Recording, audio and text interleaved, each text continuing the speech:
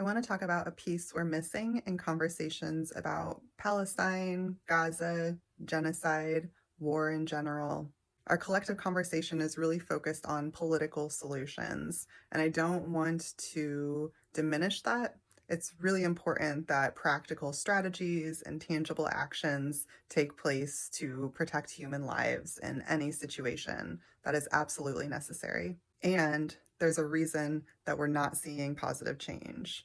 There's a reason why we continue to see war, genocide, horrific human atrocity play out in conflicts all over the world, including here on US soil.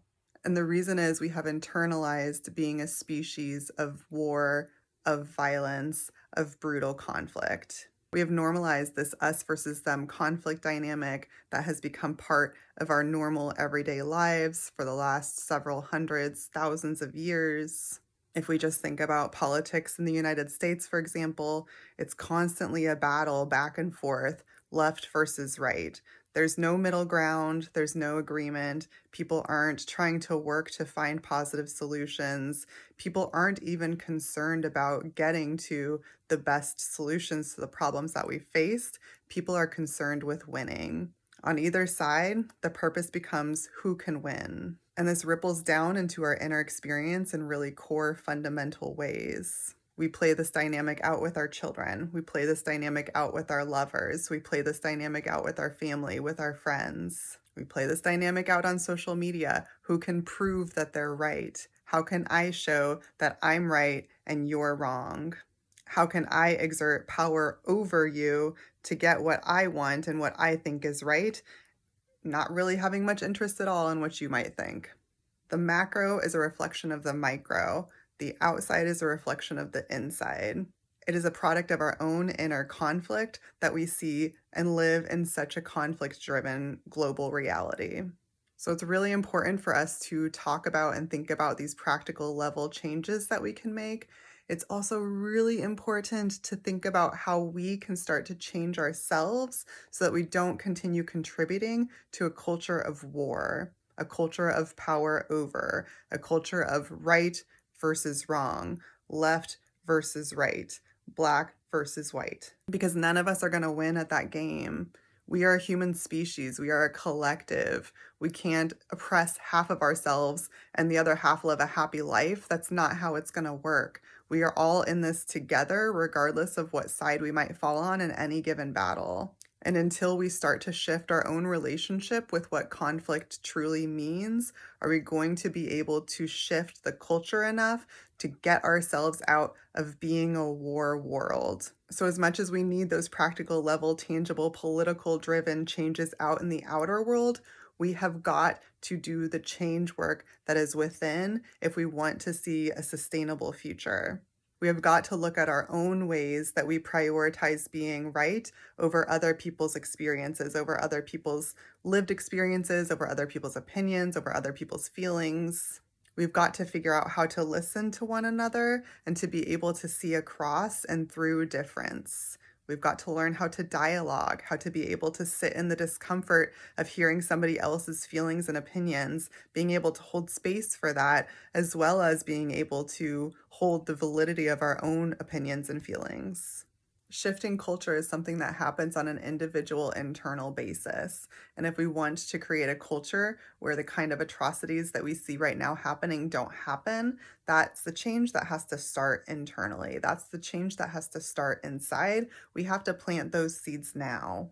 I think we're starting to see that politics isn't going to save us. I think we're starting to see that a president isn't going to save us. Politicians are not going to save us. Laws are not going to save us. We have to save ourselves. Humans have to save ourselves. And we have to do that by returning to what it means to be human at a fundamental level.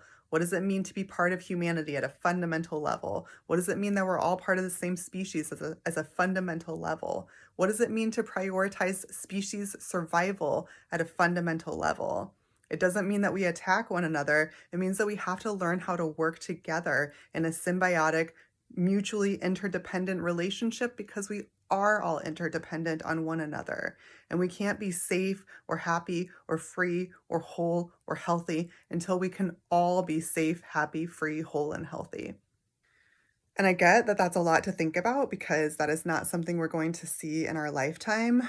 But if we want to be agents of change, those are the seeds that we have to plant now. Nobody else is coming to save us. We have to do that work now.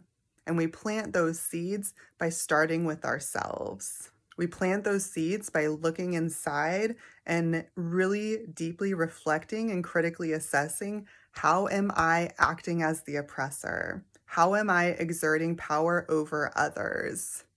How am I misusing my authority by claiming power over other people? It's as simple as the way we direct children to stop doing something. Are we doing that in a way that the child can understand and the child has an opportunity to voice their feelings and their opinions? Or are we telling a child, nope, you stop that now because I'm the adult and I tell you what to do? That's the seed of war. That's the seed of a power over culture. The shit runs deep. And we're all part of it. I am not saying I figured it out. I am in this exploration and this internal change process just like everybody else. But I recognize that it has to start within me. And I want you to think about how it can start within you as well. To reflect on the ways that you're exerting your power, who you're taking power over, and how can we instead balance out that relationship so we're seeing one another as humans, as equals, as co-collaborators.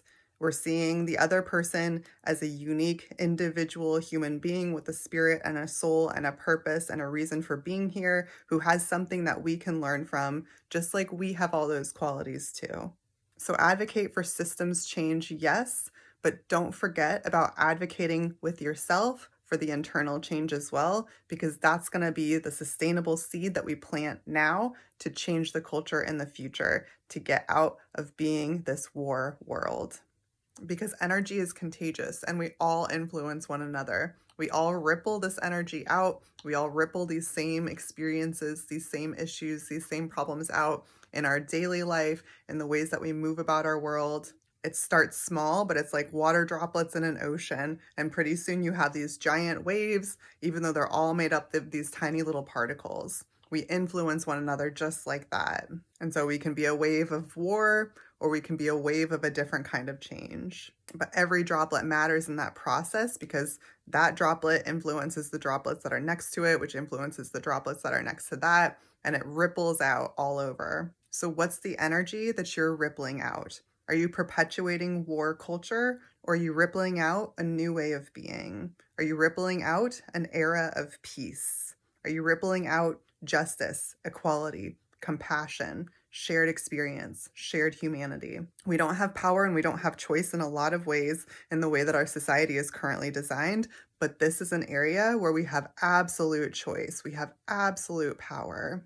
And it's a process because there's inner work that comes along with it, but it's so worth it and it's so needed. And you need that for yourself. Your children need that from you. Your loved ones need that from you. And my gosh, does the world need that from you right now? So vote, read, research, do all the outer stuff that you feel called to do. But please don't forget and don't neglect the inner work, because in my opinion, that's an even more important part of the equation. And that's what I want us to think about today.